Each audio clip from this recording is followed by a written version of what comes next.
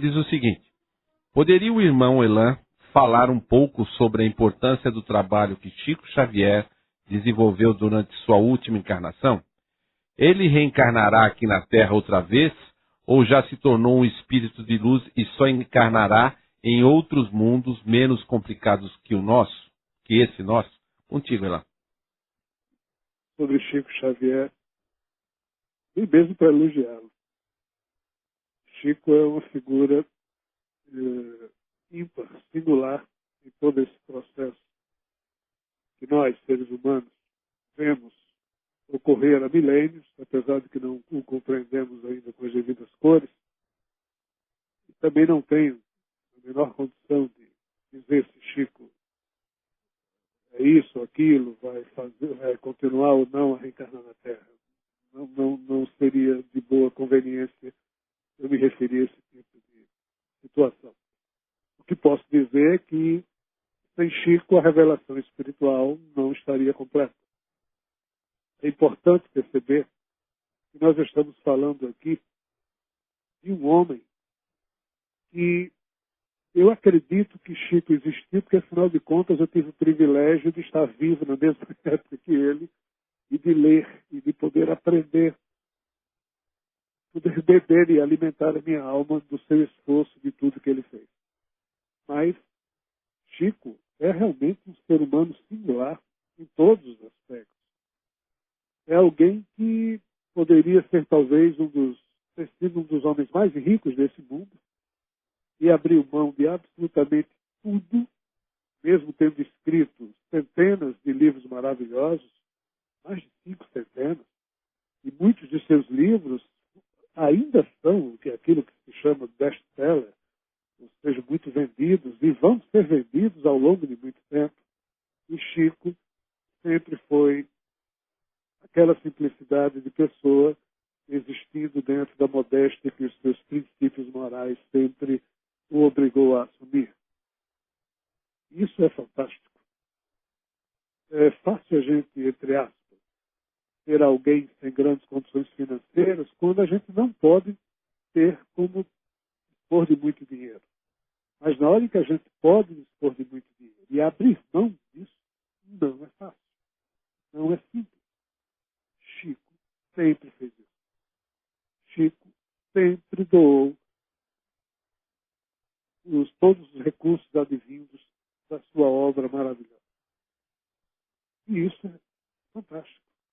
Outra coisa fantástica que eu acho nos livros de Chico é que, sem eles, a revelação espiritual estaria incompleta, estaria pequena, apesar de soberba, no sentido da amplitude que a obra de Kardec atingiu, mas Chico esmiuçou com seus amigos espirituais absolutamente tudo que Kardec fez, tudo que Kardec condensou, e Chico fez de um modo participativo, ou seja, a alma dele estava naquilo.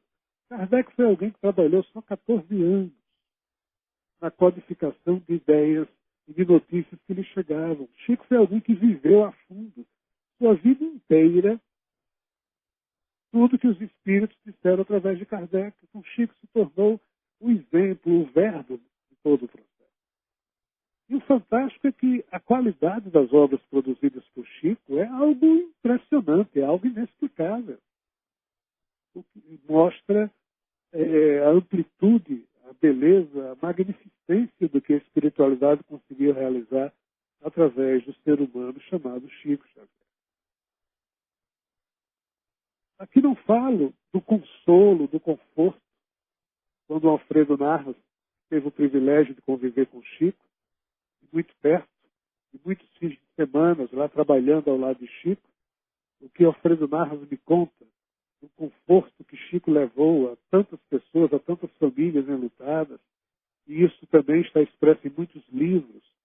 Isso é algo fantástico. Nunca recebeu um tostão por nada disso. Isso é algo divino. Né?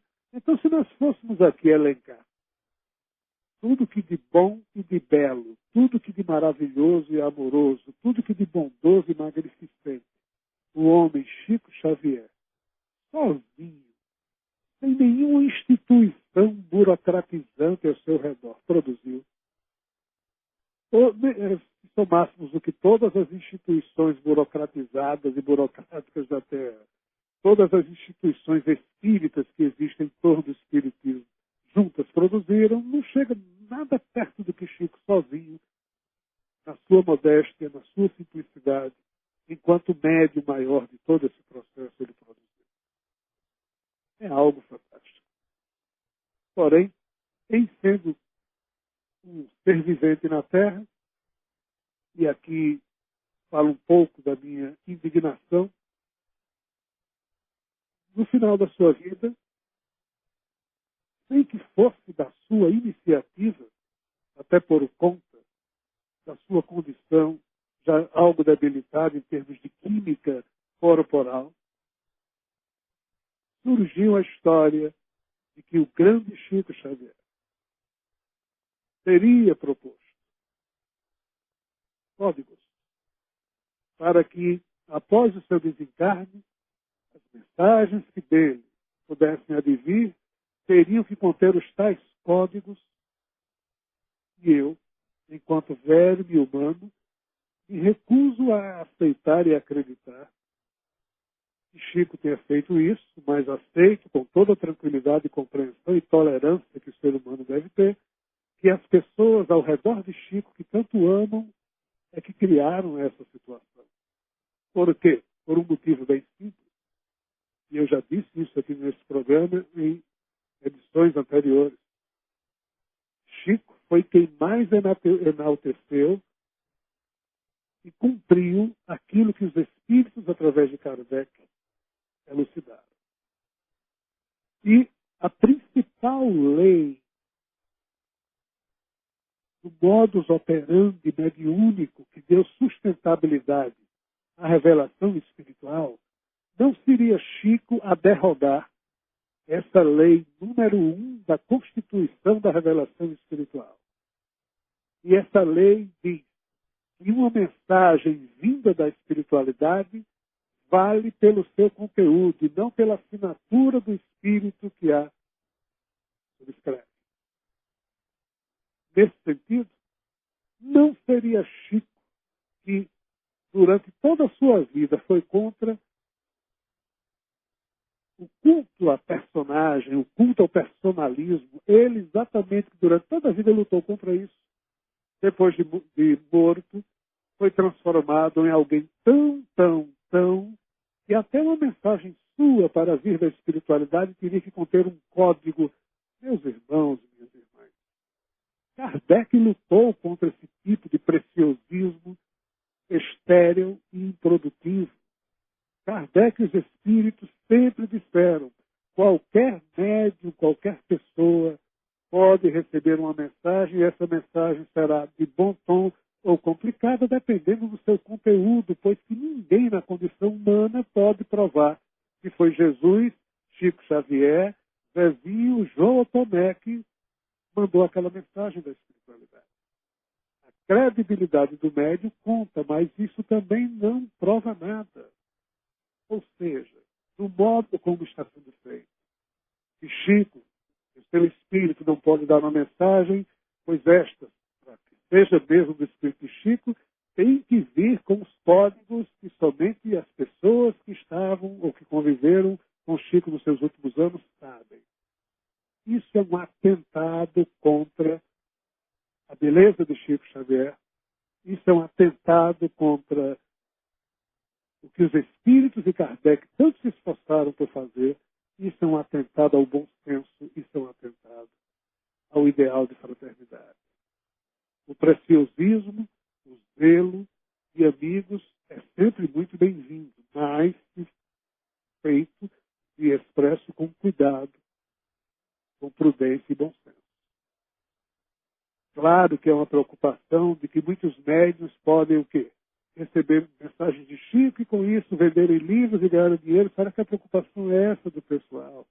Mas, meus irmãos e irmãs, as conveniências da espiritualidade se situam muito mais além do que as nossas conveniências aqui na Terra, num outro padrão.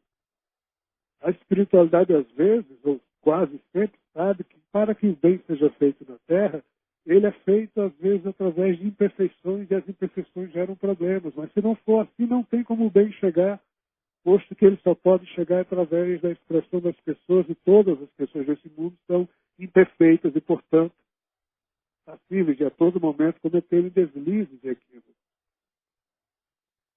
A prisão que foi criada em torno do espírito livre de Chico Xavier em nos transmitir notícias, terminou sendo um atentado contra a própria profissão de fé existente no processo que chamamos de mediunidade.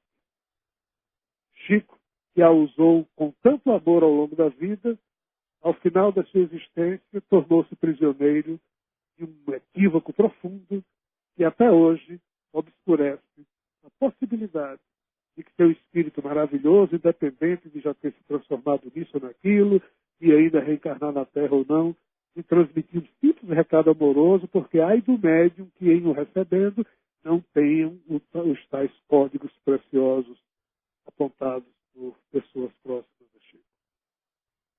Mas Chico nada tem a ver com isso. A sua beleza, a sua simplicidade, o seu carinho, a sua ternura, a sua dedicação, a sua doação ao bem e ao belo, transcende toda e qualquer falha que qualquer ser do meu tamanho possa, se referindo a ele com palavras, não conseguir homenageá-lo como ele necessitaria, no sentido da gratidão que eu tenho por Chico, que todos nós, seres humanos, devemos ter a alguém do tamanho de um Chico Xavier.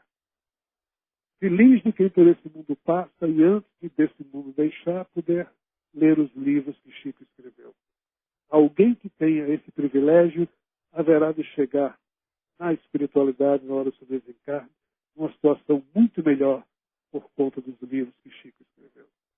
Feliz de todos nós que vivemos nessa época e podemos alimentar as nossas almas, os nossos espíritos e o nosso psiquismo humano com as lições maravilhosas dadas pelos espíritos através de Chico Xavier, mas também pelas lições humanas do homem Chico Xavier, que mesmo sem espírito nenhum por trás, por si só, é alguém digno do nosso aplauso, da nossa gratidão, do nosso amor, do nosso carinho. Chico realmente é alguém fantástico e as civilizações, as gerações futuras, acho que terão dificuldade em acreditar que alguém como Chico realmente passou por esse mundo. Eu espero que ele volte no futuro, passando por aqui de novo, para nos ajudar mais e mais no rumo que todos nós temos que dar à nossa evolução espiritual. De onde ele esteja, onde ele estiver, que ele possa nos abraçar todos com o seu carinho, com a sua ternura. E assim me despeço dos nossos irmãos e irmãs que nos escutam através da Rede Boa Nova de Rádio. Um abraço a todos.